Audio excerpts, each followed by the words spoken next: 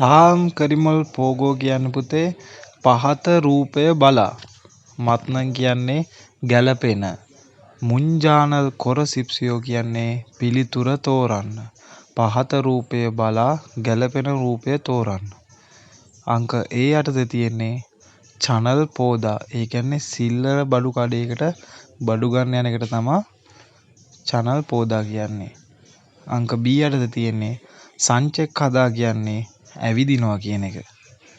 C යටතේ තියෙන්නේ ෂවෝ හදා කියන්නේ පුතේ නානවා කියන එක. අංක D යටතේ තියෙන්නේ චිංගුරල් මන්නාදා. ඒ කියන්නේ යාළුවා මුණ ගැහෙනවා කියන එක තමයි ඒකේ තේරුම. එතකොට පුතේ මේකේ පිළිතුර වෙන්නේ අංක A යටතේ තියෙන චනල් පෝදා සිල්ලර බඩු කඩේකට බඩු ගන්න යනවා.